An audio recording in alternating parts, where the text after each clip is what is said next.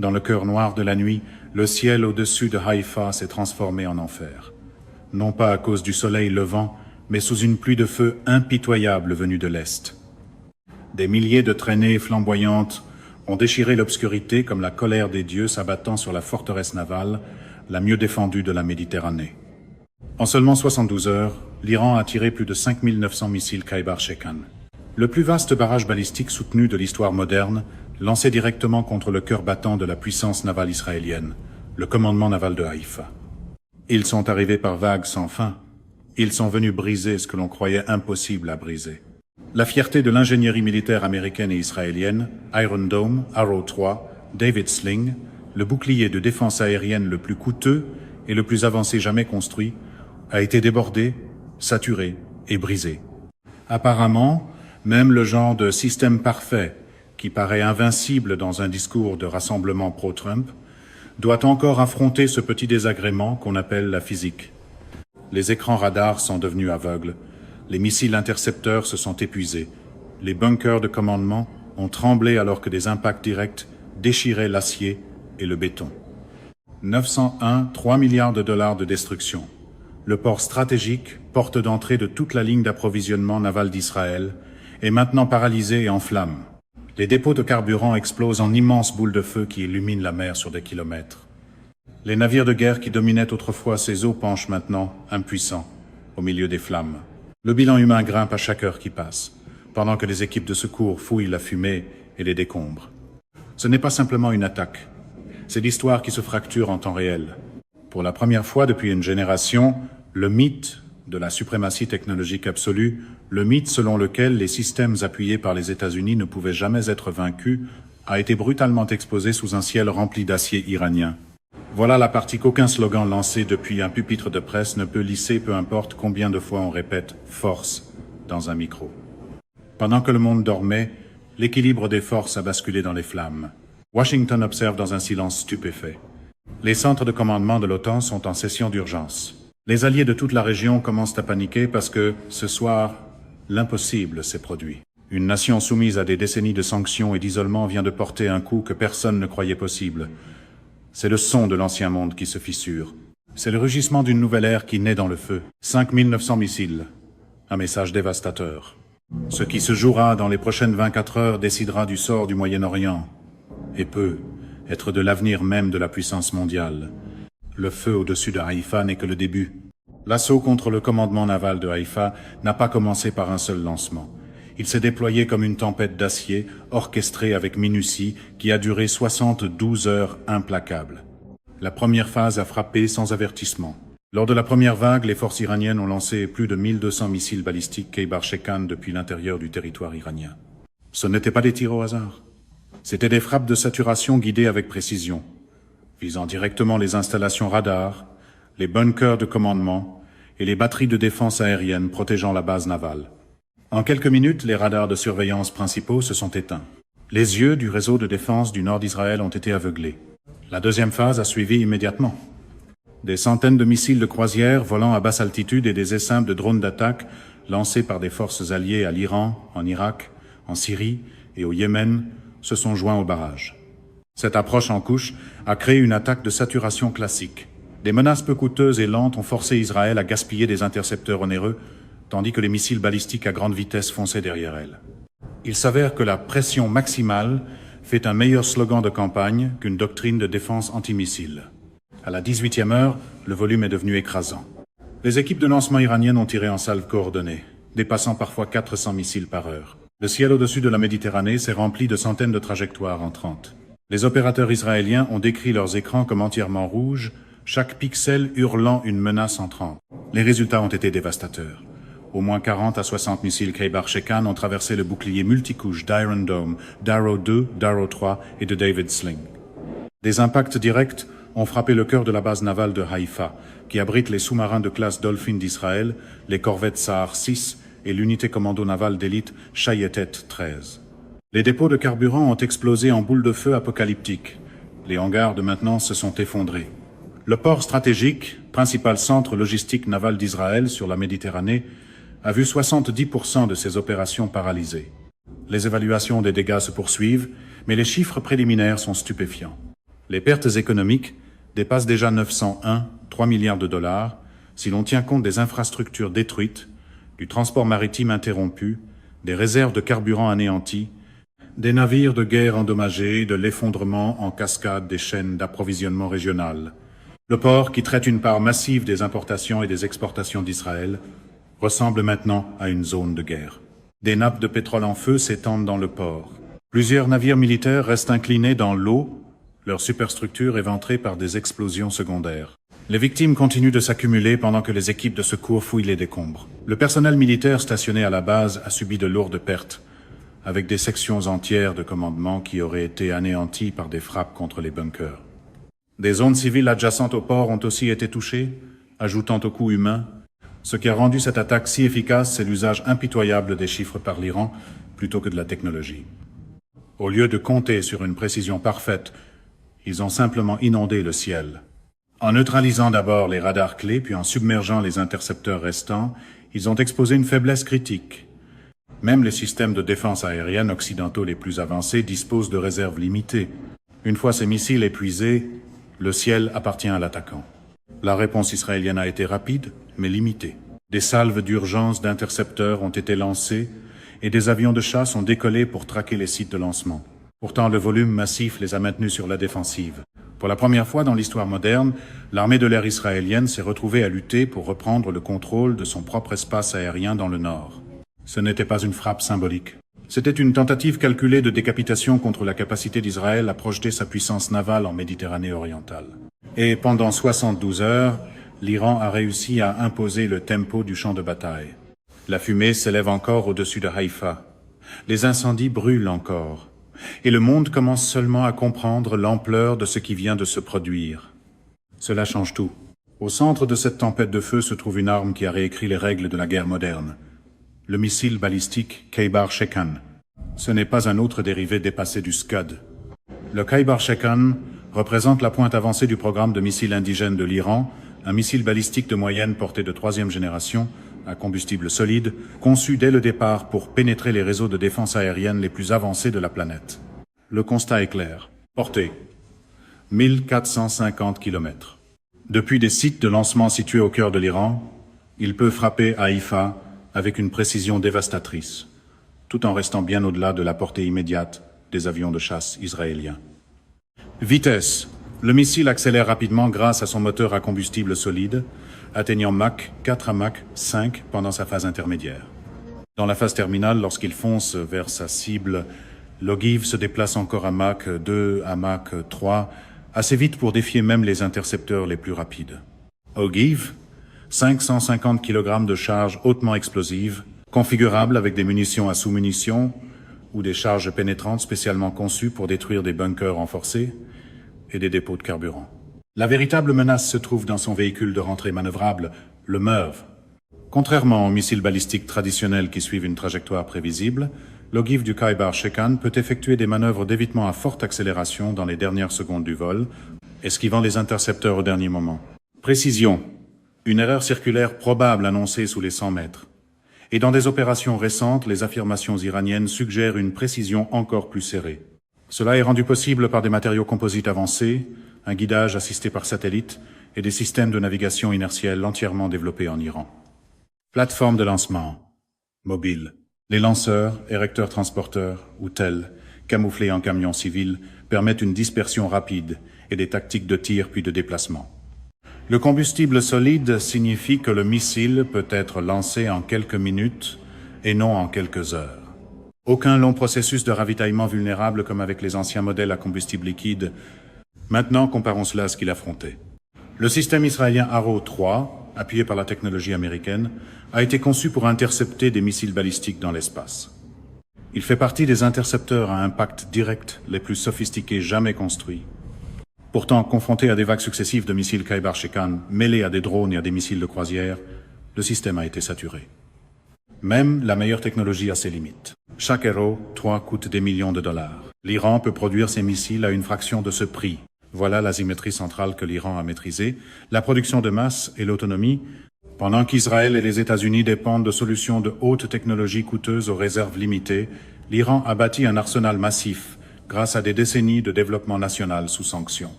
Malgré tous les grands discours sur l'art de gagner chaque négociation, le calcul ici est brutalement simple. Des millions dépensés pour arrêter ce que l'autre camp peut continuer de produire à moindre coût. Chaque composant du Khaybar Shekan, du propulseur solide au système de guidage, est fabriqué en Iran. Aucune dépendance envers des fournisseurs étrangers, aucune chaîne d'approvisionnement vulnérable. Le corps composite du missile réduit son poids tout en augmentant sa portée et sa vitesse. Sa conception s'appuie sur des années d'essais successifs, notamment avec la famille de missiles Fateh. Le résultat est une arme mobile, survivable, précise et produite en nombre suffisant pour submerger même les meilleures défenses. Dans le ciel au-dessus de Haïfa, cette philosophie technologique a fait ses preuves. Le Khaybar Shekan n'a pas simplement participé à l'attaque, il l'a dominée. En frappant d'abord les sites radars, puis en inondant les défenses restantes, l'Iran a transformé la quantité en avantage qualitatif. Voilà la nouvelle réalité de la guerre du XXIe siècle. Une nation sanctionnée, isolée pendant des décennies, a développé une force de missiles capable de défier la suprématie technologique des États-Unis et de leurs plus proches alliés. Le mythe de l'invincibilité a été percé par l'ingénierie iranienne. Les incendies qui brûlent encore au commandement naval de Haïfa ne sont pas seulement le résultat d'explosions. Ils sont la preuve que la détermination, combinée à une technologie autonome, peut humilier même les systèmes militaires les plus avancés du monde. Et ce n'est que le début. Puis est arrivé le moment où tout a changé. Vers la 36e heure de l'assaut, le bouclier réputé incassable a finalement cédé. Le principal radar de surveillance à longue portée du commandement naval de Haïfa, le centre nerveux qui guidait chaque batterie Arrow et David Sling, a été frappé par une ogive Khaybar Shekan précise. En un seul éclair aveuglant, Israël a perdu son œil le plus critique sur le nord de la Méditerranée. Les écrans dans les bunkers de commandement se sont éteints. Ce qui a suivi a été un effondrement systémique total. Avec le guidage radar hors service, les intercepteurs Arrow, 3 restants, ont tiré à l'aveugle. En 45 minutes, plus de 400 missiles Khaybar Shekan se sont abattus. Le ciel est devenu noir de traînées de condensation. Les batteries défensives ont épuisé leurs réserves en salve désespérée, mais il était trop tard. La saturation avait gagné. Ce fut le point de bascule. La défense aérienne multicouche d'Israël, autrefois considérée comme l'étalon nord de la technologie militaire occidentale, a atteint sa limite absolue. Le mythe de l'invincibilité technologique est mort dans les flammes au-dessus de Haïfa. Les erreurs fatales étaient claires. Une confiance excessive dans les systèmes soutenus par les États-Unis, une mauvaise évaluation de l'inventaire de missiles de l'Iran, une demande tardive de réapprovisionnement urgent auprès de Washington. L'effet domino a été immédiat et brutal. La paralysie militaire a mené à l'effondrement logistique du port. Les dépôts de carburant en flammes ont coupé les opérations navales. La panique s'est répandue dans les chaînes de commandement. Les images de la base en feu ont envahi les médias mondiaux, brisant l'aura de supériorité militaire israélienne. Pour la première fois depuis des décennies, Israël a perdu le contrôle de son propre espace aérien dans le nord. Et maintenant, le temps presse. Si l'Iran maintient ce rythme dans les prochaines 24 heures, Haïfa risque une neutralisation complète et permanente. Les pénuries de carburant, les lignes d'approvisionnement paralysées et les villes côtières exposées pourraient forcer Israël à une riposte du tout pour le tout. Une riposte qui pourrait entraîner directement les États-Unis dans le conflit. C'est le moment où l'équilibre des forces au Moyen-Orient a commencé à basculer en temps réel, même si les grands médias refusent de l'admettre. Et si la machine médiatique pro-Trump appelle cela de la patience stratégique, cela veut peu être simplement dire que personne n'a encore trouvé l'angle de caméra capable de faire passer la panique pour une posture présidentielle. Le feu au-dessus de Haïfa n'est plus seulement une attaque, c'est un avertissement, et le monde retient son souffle. Alors que les incendies faisaient rage au-dessus de Haïfa, les yeux du monde se sont tournés vers Washington. La réponse des États-Unis a été rapide sur papier, mais hésitante en l'action. Quelques heures après l'aveuglement radar, le Pentagone a ordonné le déploiement d'escadrons supplémentaires de F-35 vers des bases de la région et a repositionné 2 destroyers de classe Harley-Burke armés d'intercepteurs SM-3 plus près de la côte israélienne. Un groupe aéronaval centré sur un porte-avions a été placé en état d'alerte maximale en Méditerranée orientale, prêt à projeter sa puissance au besoin. L'administration du président Biden a lancé un avertissement public ferme. Toute nouvelle agression de l'Iran recevra une réponse d'une force écrasante. Pourtant, derrière des portes closes, des sources ont révélé une profonde inquiétude. L'ampleur même du barrage iranien, près de 6000 missiles, a exposé les limites des stocks actuels américains et israéliens. Des demandes d'urgence pour des centaines d'intercepteurs Arrow supplémentaires et des batteries THAAD auraient été accélérées. Mais un réapprovisionnement ne peut pas se faire du jour au lendemain. Les alliés de l'OTAN sont en pleine panique. La Grande-Bretagne et la France ont exprimé un soutien inconditionnel et offert un partage de renseignements. Mais les deux pays appellent discrètement à la retenue.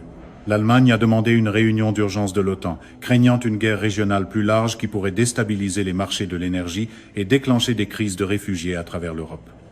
Plusieurs États arabes du Golfe, partenaires discrets de longue date d'Israël, prennent maintenant leur distance publiquement, tout en suppliant en privé Washington d'empêcher une escalade totale. La dure vérité est celle-ci. Les États-Unis se trouvent dans une impasse stratégique dangereuse. Pendant des années, Washington s'est positionné comme l'ultime garant de la sécurité israélienne. Aujourd'hui, cette garantie est mise à l'épreuve comme jamais auparavant. L'Amérique est coincée entre deux choix inacceptables. Rester en retrait et regarder son allié le plus proche saigner, ou engager directement des ressources militaires et risquer un affrontement direct avec l'Iran qui pourrait enflammer tout le Moyen-Orient et faire grimper les prix mondiaux du pétrole à des niveaux catastrophiques. C'est le genre de dilemme qu'on ne résout pas en transformant une carte de crise en décor de campagne et en appelant cela du leadership. Les analystes à Washington sont divisés.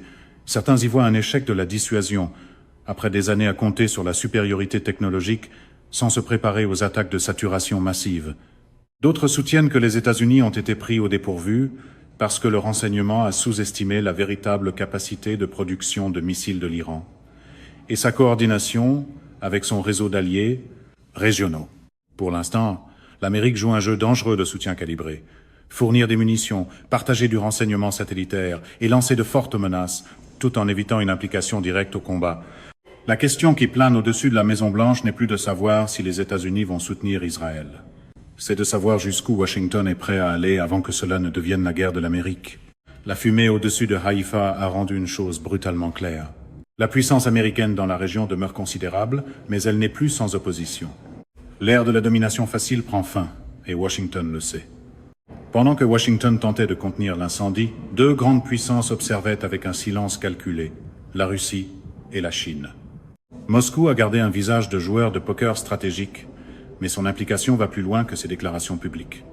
Le renseignement satellitaire russe aurait joué un rôle discret mais crucial en aidant l'Iran à synchroniser ses salves et à identifier les points faibles de la couverture radar israélienne.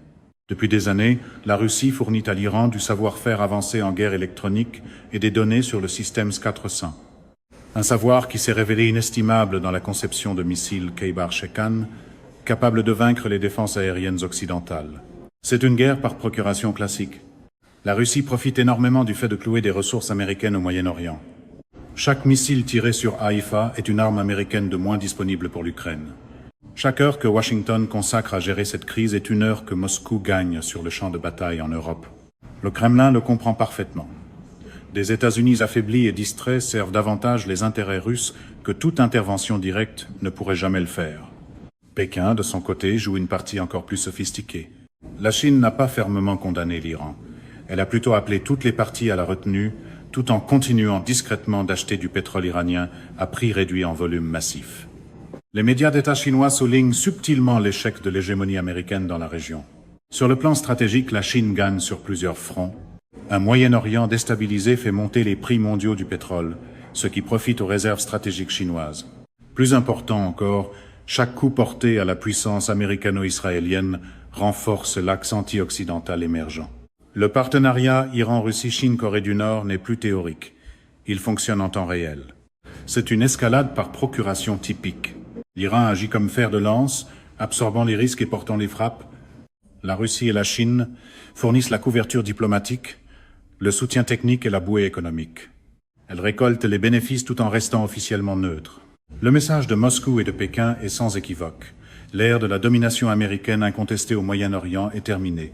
Une nouvelle réalité multipolaire est arrivée, où des puissances régionales soutenues par de grands parrains peuvent défier directement les alliés des États-Unis et survivre. Washington fait maintenant face à son pire cauchemar. Non seulement combattre l'Iran, mais affronter un réseau coordonné d'adversaires qui ont maîtrisé l'art de saigner l'Amérique sans jamais déclarer ouvertement la guerre. C'est une réalité plus difficile à avaler que n'importe quel argument pro-Trump sur une paix instantanée, parce que les adversaires ne disparaissent pas simplement parce qu'un slogan affirme qu'ils devraient le faire. Les incendies qui brûlent à Haïfa ne sont pas seulement une victoire de l'Iran, Ils sont un gain stratégique pour l'axe montant qui cherche à remodeler l'ordre mondial. Et cet axe ne fait que se renforcer. Au-delà des missiles et de la technologie se trouve la force invisible qui a décidé de l'issue au-dessus de Haïfa, la volonté humaine brute. Pour l'Iran, cela n'a jamais été seulement une opération militaire. C'était un moment de rédemption nationale.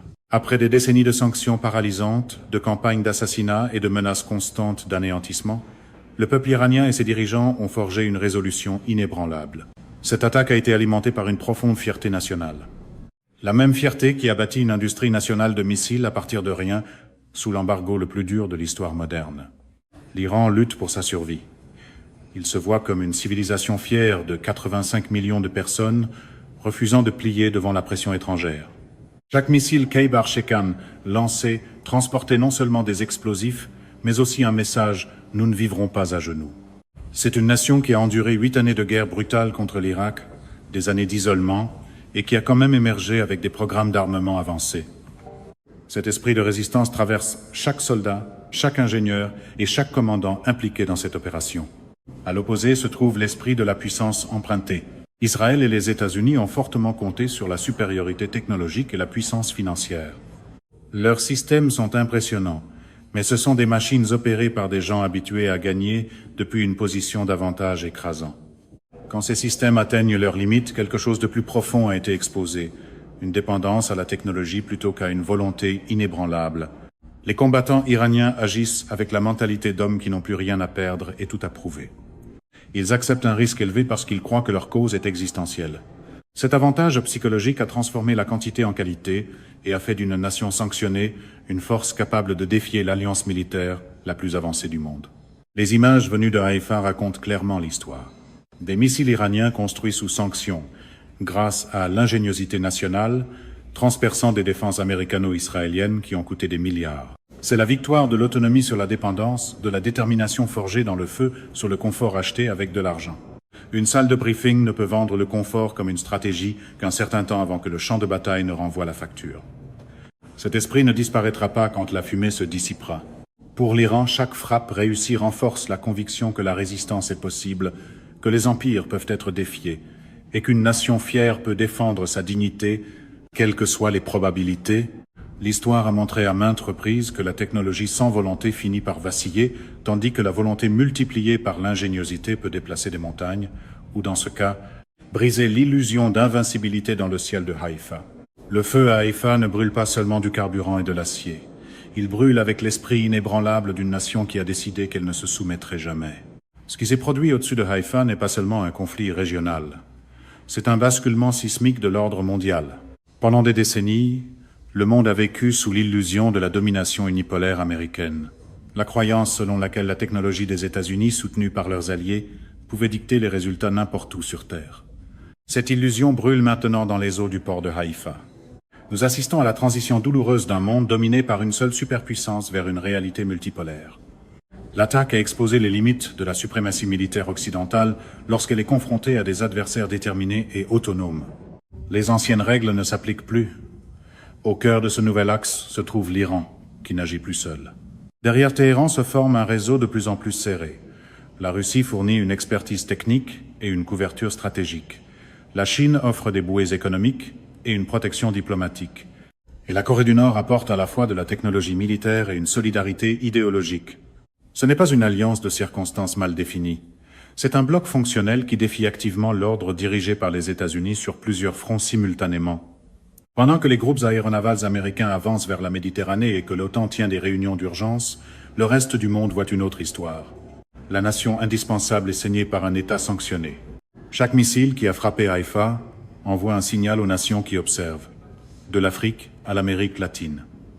La résistance est possible.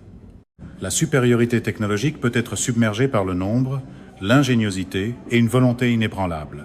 Israël, longtemps perçu comme une forteresse imprenable, paraît maintenant vulnérable.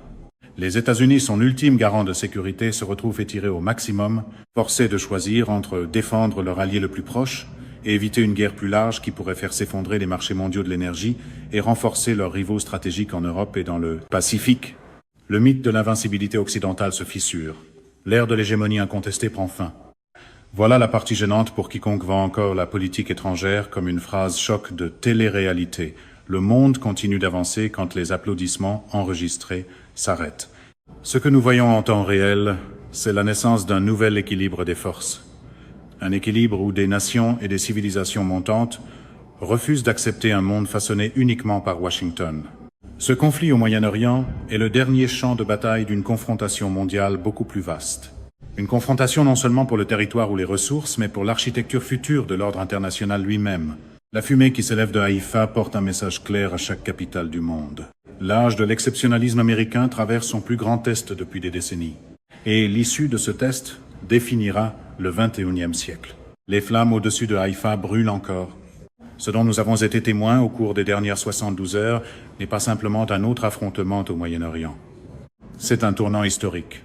Le moment où le mythe de la supériorité militaire absolue a été percé par la détermination, le nombre et une volonté inébranlables. L'ancien ordre mondial se fissure.